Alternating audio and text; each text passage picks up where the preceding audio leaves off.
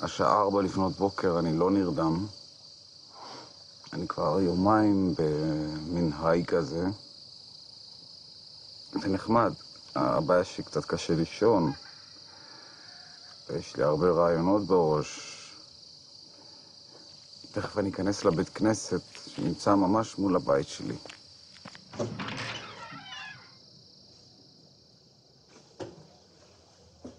זה רבי מאיר בעל הנס.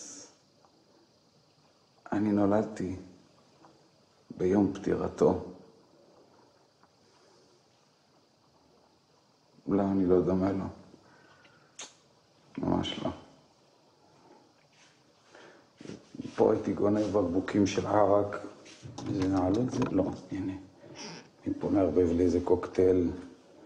אבל אסור לי. אסור לי. בגלל המחלה. בגלל שאני אוכל אחרי זה קפה.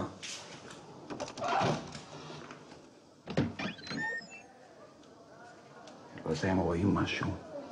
קצת חשוך. ופה כמובן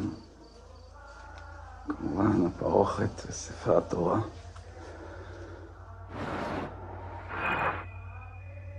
בהרבה רגעים קשים בחיים שלי הייתי מגיע לפה ומנשק ומשתחווה ומבקש וזועק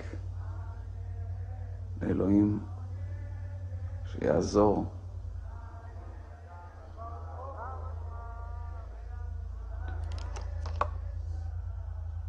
אני כבר לא מגיע לפה יותר.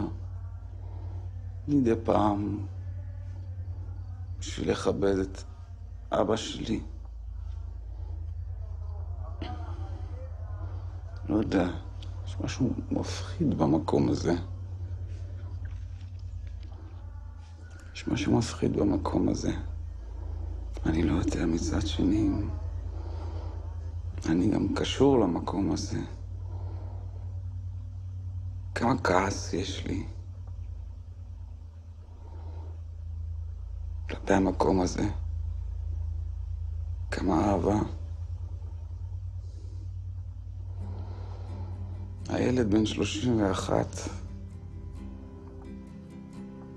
יש לו חור בלב.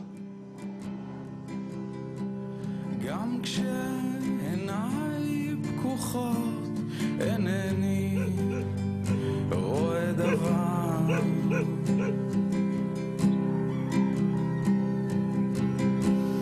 גם כשעיניי פקוחות אינני